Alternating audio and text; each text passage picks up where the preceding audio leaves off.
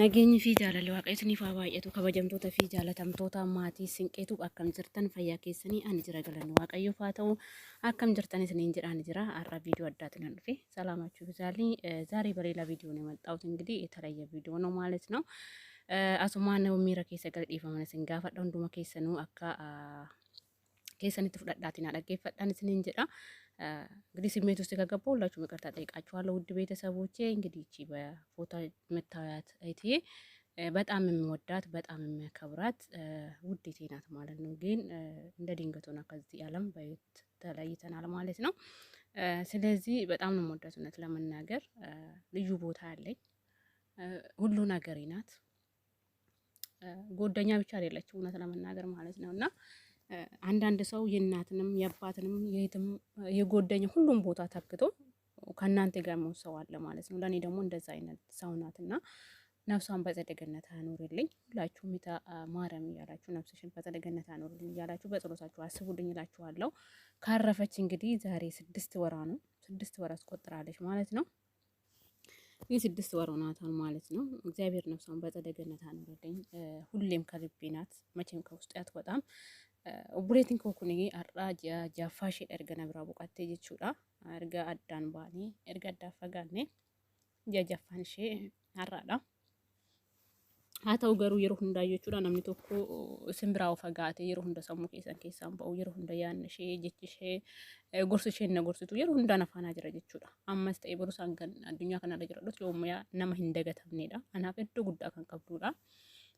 obboleettiin tokko iddoo obboleettis hiriyaan jechuudha. Iddoo obboleettis iddoo haadhas hundumaa kan isinii taatu nama baay'eedha. Nama akkasiisanidha isheen jechuudha. Dhugaa rabbii dubbachuudhaaf kan ammasitti bira jiru odoo hin taane kan boru waan ani boru yaadu hunda kan naa beektudha. Bakka gorsaan yaadan sibiran jira jechuudhaan baay'ee nama na jajjabeessaa turteedha.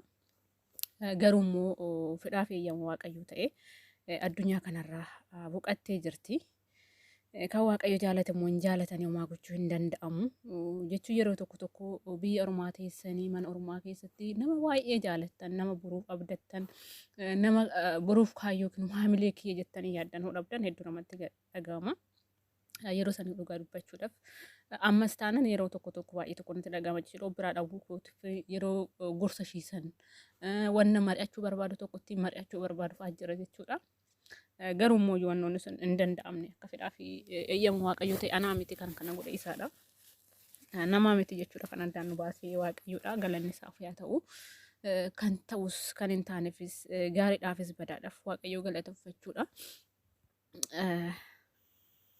Isaaf galanni haa ta'u hin jedha waan hundumaafuu kanaan isiniin jedha. Obboleettiin koo kun waggaa gara waggaa 7-6 dhugaa dubbachuu guyyaa tokko odoo sagalee walii odoo waan tokko baay'ee tokko jechuudha. Haala tasgabbooftuudhaani kan wal baranne biyyuma ormaatitti garuu immoo dhugaa dubbachuudhaaf ijoolleen bichaan beeku hiriyoota waliin guddadhis baay'een qaba garuu anaaf isheen addaadha. Keessumattuyyuu si dura deemte si hubatti qaamilee si taati yeroo dadhabbii keetii yeroo bakka waan hundumaanu bakka barbaadetti kasi argamuu danda'udha jechuudha. Qaamanis ta'ee yaadan jechuudha. Nama akkasiisa yeroo ammaa kanatti immoo hiriyaa akkasii dhabuun baay'ee ulfaata dhugaa dubbachuudhaaf. Yeroo ammaa hiriyaan kan taatetti waa baay'ee nama mari'achuu kan si barbaachisaa, waa baay'ee keessa kee namni si dhaggeeffachuu si barbaachisaa. Yeroo ammaa kanatti nama akkasii dhabuun dhugaa rabbii hedduu ulfaata. Garuu immoo homaa gochuu hin danda'u jechuudha. Na cinaa hin jirtu waan ta'eef yoomumaa immoo hafuuraan akka nafaanaa jirtu waaqayyo irraa abdiin qaba. Yeroo tokko nama jaalattan keessa keessan itti himattan yaada keessan isiniif qooduu wanna tokko isin gaafatu isin gorsuu karaatti isin deebisuu kan boruutis kan gara fuulduras wajjin yaaddan hoo biraa dhabdan yaadni tokko namatti qooduudhaaf namaaf yaadda hoo qabdan baay'ee tokko nama sana biraa dhabdan dhugaa baay'ee tokko haamileen isin caba. Dhugaa dubbachuudhaaf yeroo sanitti ani maafan hojjedha hanga yoomiti jechuun akka waan ofii kootti jechuudha. Baay'ee tokko natti dhagame dhugaa rabbii waa baay'ee na keessa kootti uumame garuu nama hin jiraatta ofii keetiin gootu waan ta'eef haga ammaa jiraachaa jira ji'a jahaffaashiidha jechuudha. Garuu galanni waaqayyoon badini hedduun jaaladhaa obboloota koo dhiifama naa godhaadhaa miira keessa galuu hin danda'a durumaa jedhee jira waan ta'eef kan ammaa dhiisne kan gara fuulduraa jechuudha. Akka addaa fagaannee hin jiraanne iddoo keenya takka uumame dhugaa rabbii oduu tasallee waanuma tokkollee waan wal mufachiisnu ta'e namaan osoo hin taane jidduu keenya keessatti namni akka hin galle jettee ture jechuudha. Osooma feeneyyuu taane, osooma feeneyyuu wal mufachiifne, odooma feeneyyuu wal gufanne namni lammataa iddoo keenya keessa akka seenne jette ture jechuudha. Homa feeteyyuu odoon anuyyuu mufachiisee tu anu ittiin oode ofishiitiin dubbisi dhugaa rabbii har'ammoo maal taate har'ammoo itti ka'e har'ammoo maal natti karaa baay'eedhaan maqaa siyaasa adda addaatiin karaa taphaatiin karaa tokko na dubbisi jechuudha. Na riyaan baay'ee tokko jaaladhuudha dhugaa rabbii baay'ee tokko nama gaariidhas. Hunduma caalaa immoo kanan ishii galateeffadhu amantaa kootiin akkan cimee dhaabadhu. Karaa waaqayyoo akkan deddeebi'u wantoota miidiyaa adda addaatirraa akkan of eegu karaa hedduun kan na tasgabbeessaa turteedha dhugaa dubbachuudhaaf. Mana ormaa keessa jiraattan waa baay'eetu jira. Dhugaa dubbachuudhaaf amantaa ishee irratti baay'ee cimtuudha si faarfattuu turte. Garuu yeroo ammaa kanarratti jechuudha dhugaa dubbachuudhaaf nama amantaa keetiin waan akkanaa godhii iddoo akkanaa godhii boota akkana dubbisii har'a waan akkana dubbisii dhugaa rabbii jechuudhaaf baay'ee tokko kanaaf nama iddoo guddaa qabduudha. Garuu wanta ishiisan kan naa goote san hanga ammaa duubatti irraa hin deebine amma achis immoo akkuma ishiin naa yaaddu sanitti akkuma ishiin amantaa kuuteen cimee akkan dhaabadhu barbaadu kan cimee dhaabadhu hundumti keessan immoo nas kadhannaa keessanii na yaadadhaan isin jechuu jaaladha. Namni addaan hin baane hin jiru addunyaa kanarratti namni addunyaa kanarratti tokkumaayyuu hin jiru garuu immoo nama hedduu abdattan dhabuun immoo baay'ee ulfaata yaa ta'u homaa gochuu hin danda'u. Kan argaattan immoo abbaa manaa isheedha. Akkuma anaaf isinii jechuudha obboloota koo akkuma anaaf isinii biyya ormaa kan turte dalagachaa kan turteedha. Gara waggaa jaamnaa mana biyya ormaa hojjettee jirti. Galtee akkuma nu hawwinu bultiin uummadhaa gara mana koon ijaarradha jettee ergaman ijaarrattee akka tasaa ta'e da'iinsa irratti jechuudha obboleettiin koo kan boqatte. Galanni waaqayyo haa ta'u ishii dhabnu immoo ilmoo isheetis arganne irraa inni irraa nu hafee jira isa immoo nu haa guddisu waaqayyo. Gizee tokko kan ijaallaaltanii soogattanii waa baay'eedha jechuudha. Gizee tokko isattan maafan aaraa barishiin of lafa goote deemtee maafan boo barishiin of lafa goote deemtee hin jedhu gizee sanna tasgabbeessa jechuudha. Kanan isiniin jedha. Yeroo baay'ee natti haasofti kootu waan tokko uummadhu hojjedhu biyya ormaatti waguma feene yoo dalagne waan nutti fakkaatu garuu gaafa biyya keenya dhufne keenya yoo hojjetachuu dadhabna naan jetti dhugaa rabbii akkuma galteen suuqii bante turte. Karaa bu'aa ba'ii keessa jechuudha biyyattis galtee haalli baay'ee mijoofne sure isuma keessayyuu dhugaa dubbachuu baay'ee cimtuu fi baay'ee baqqaa kutannoo kan qabduudha. Namni kufe in ka'a eessayyuu gahuu hin dandeessa duwwaarraa kaatee iddoo guddoo akka gahuu dandeessus kan na hubachiistedha. Suuqii bantee baqqaa galtee suuqii kanaa bal'isni lamaan hojjechuu qabna malee biyya ormaatti maal goota hin jiraanne akka jiraannetti jiraannu hanga biyya ormaatti fooqii gadi buutee ol buunee waan fi aga fiinu san homaa nutti fakkaatu gaafa galle garuu ofii keenya bishaan qicachuu hin dandeenyu. Humna baay'ee dhabnaa wanni kun sin barbaachisu yeroo baay'ee gorsaan jechuudha akkam biyya galuutti tattaaffii guddaa kan turteedha garuu immoo homaa gochuu hin dandeenye hundumarraa immoo dhugaa rabbii kan keessa kootii hin baane jechuudha. Akka tasaa ta'e asitti na dhukkubeen ture akkan galee xabala seenu baay'ee tokko kan na gargaaraa ture ishii turte.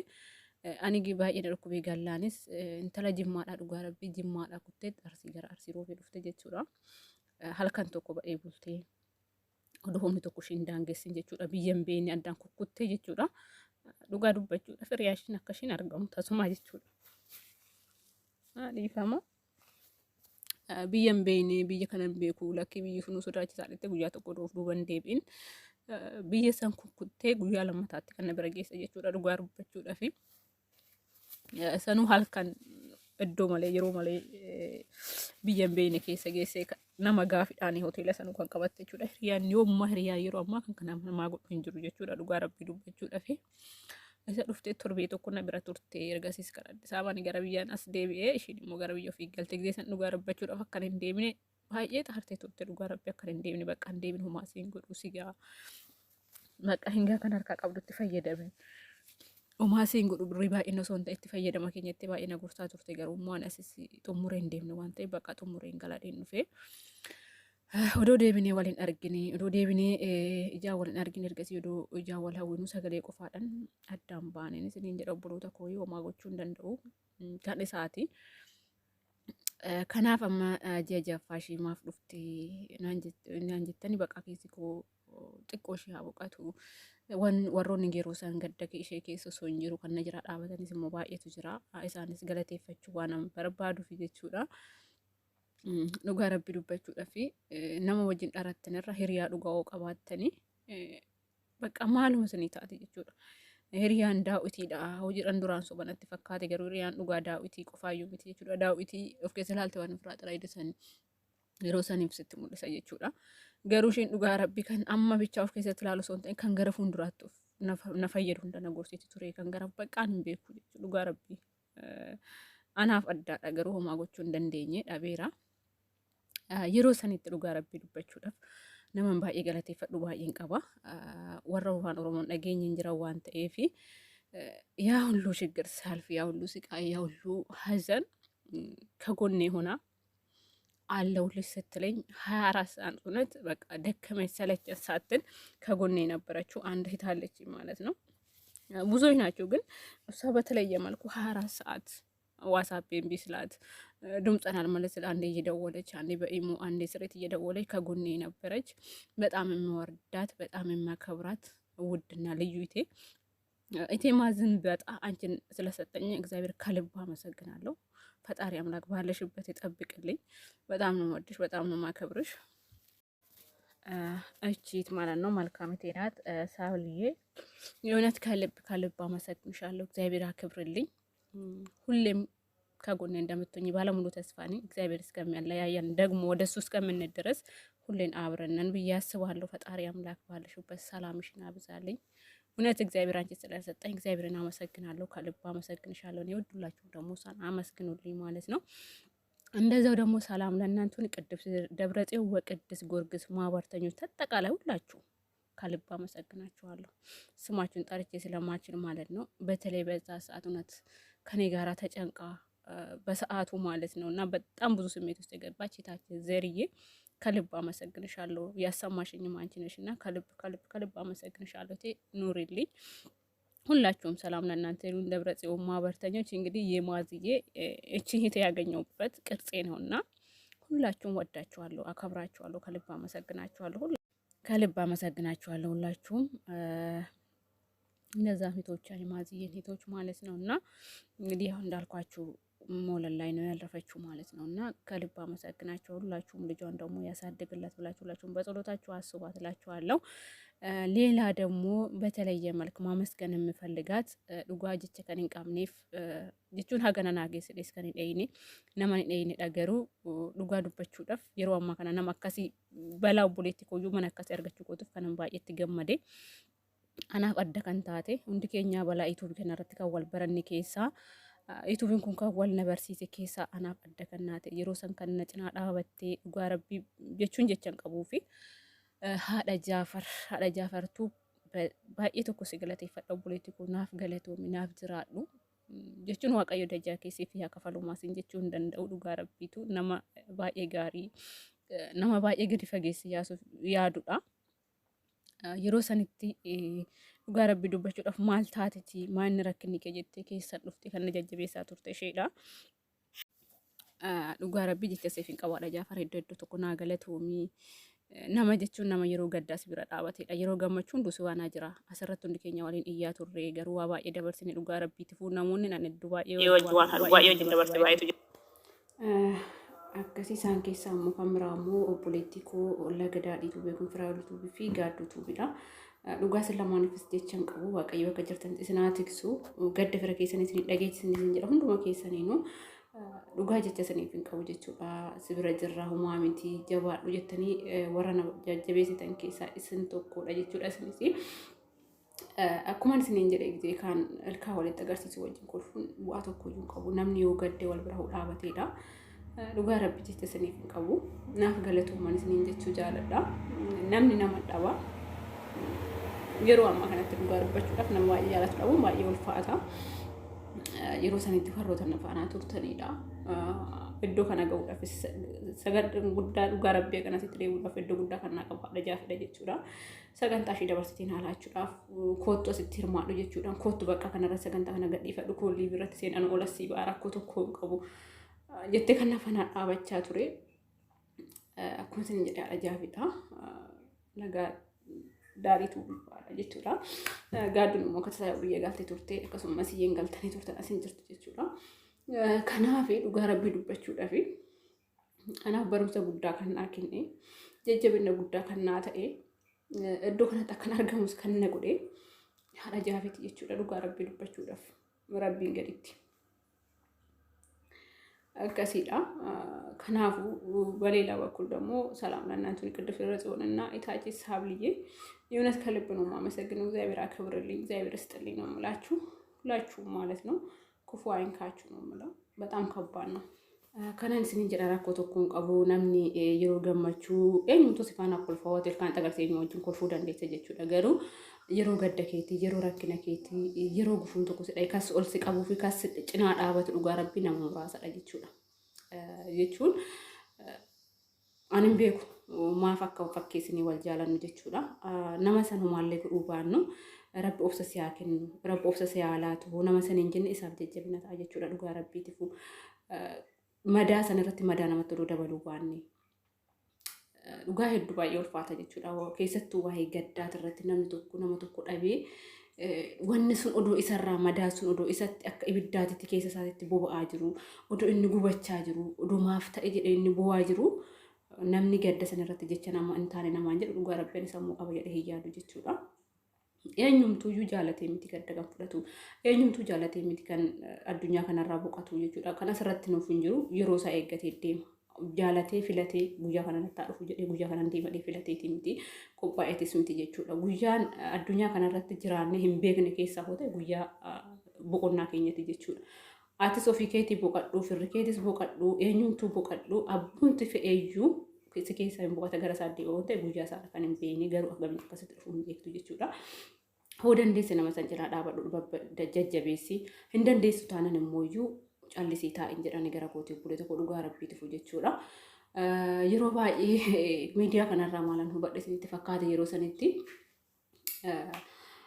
reefuu muuni ta'ana fakkaata garuu biroomi keessaa miti yaa liivii jala bilbilli koo yeroo hunda liivii jala tura.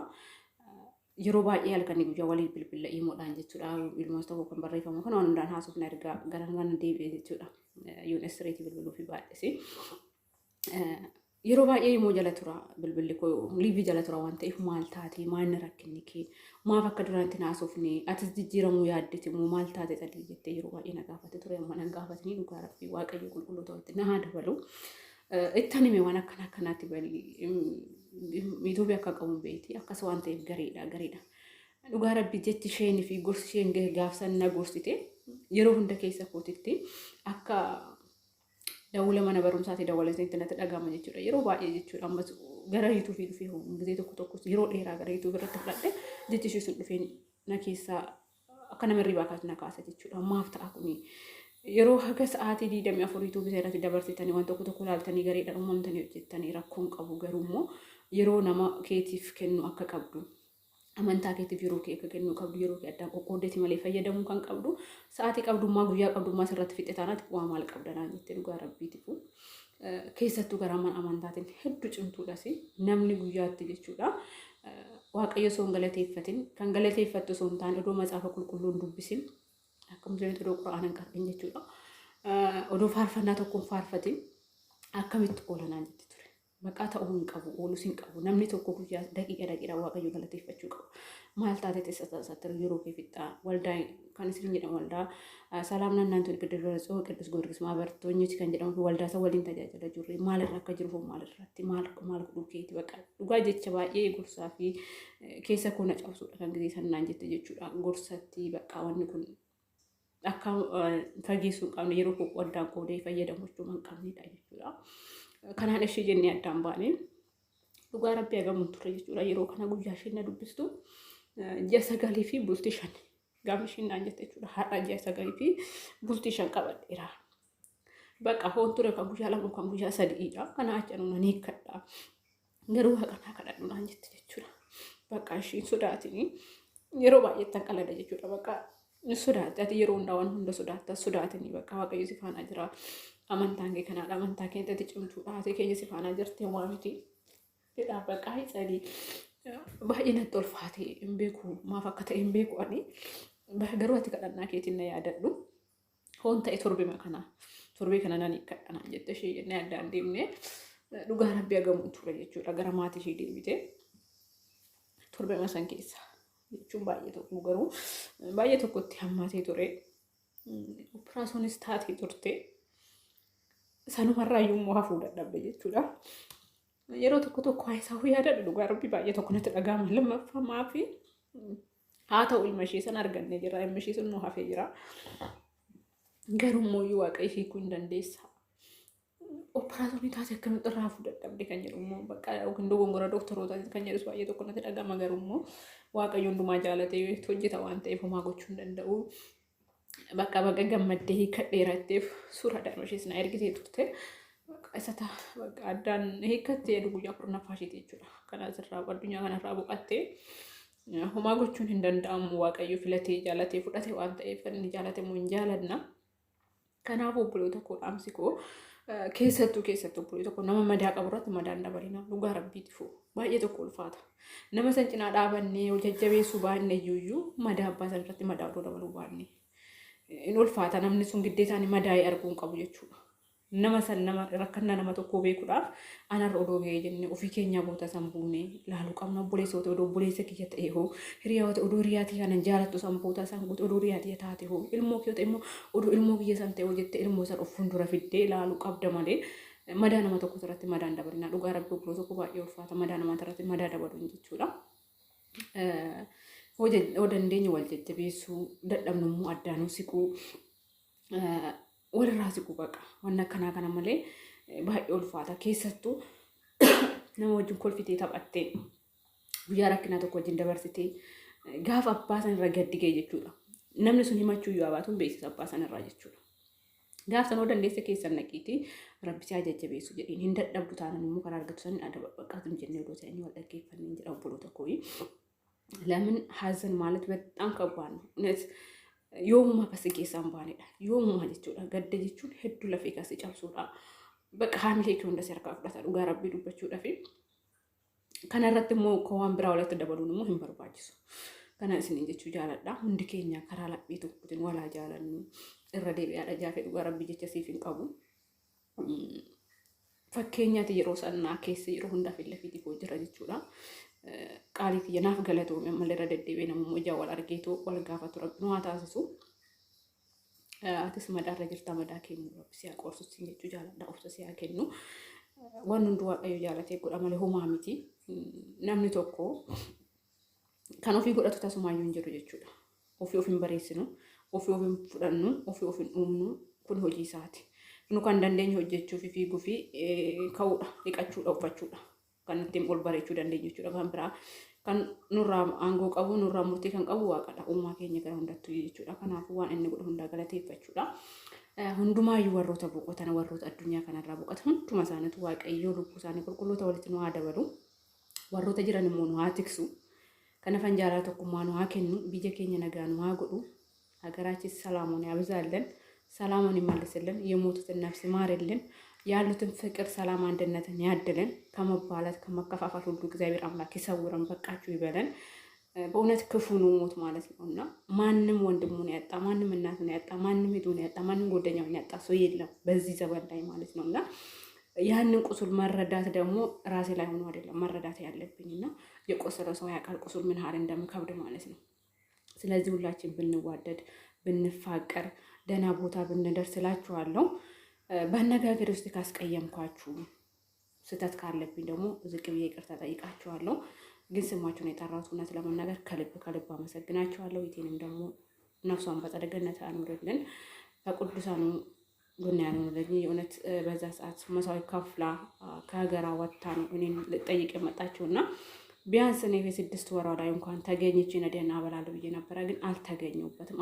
አልተፈቀደልኝም እግዚአብሔር በወደደ በፈቀደ ካሁንም በኋላ የሷን መውደድን የሷን ጓደኛዬ ናት ሁሌም ከልቤ አትወጣም ብዬ ማሰብ የምችለው የሷን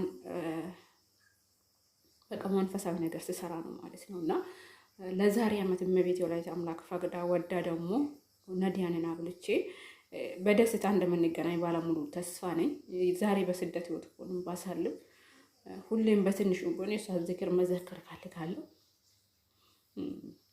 ሰው ማለት ከፈጣሪ ያስታውቃችሁ ነው እውነት ለመናገር ማለት ነው እና ከሁሉ የበለጠ ከፈጣሪ ያስታወቀችኝ እናቴን እንዳውቅ ያረገችኝ ትልቅ ቦታ ደረሰችኝ የቴናትና ነፍሷን በተገደን ታኖርልን ልቡሽ ቁልቁሎታትና ደበሉ ቪዲዮ ደርሴራ ዲፈሙ ሲንጋፈ hunduma keessanuu gadda maatii keessanii gadda nama jaalatanii gadda hiriyoota keessanii rabbisanii dhageessisin biyya ormaatti እግዚአብሔር አምላክ ሀገራችን ሰላም ማድረግ ምን ማዘን አያሰማን የሰው ቤት ውስጥ ሆነን ማለት ነው። በተለይ ስደት ውስጥ ያለ ነው። በሌላ ቪዲዮ እስከምንገናኝ ቸር ሰንብቱ እላችኋለሁ። ውድ ተከታዮቼ ሁላችሁም ከወዳችኋለሁ፣ አከብራችኋለሁ። እግዚአብሔር አክብረን እግዚአብሔር ይስጥልኝ። ሁላችሁም ደግሞ ኮሜንት ጻፉልኝ። ነፍሷን በጽድቅነት ያኖር እያላችሁ ማለት ነው። akkasumas jedhaan nageenya jaalalli waaqayyo hunduma keessaniif haa ta'u viidiyoo biraatiin kan nuti deemtu nagaan naa tura.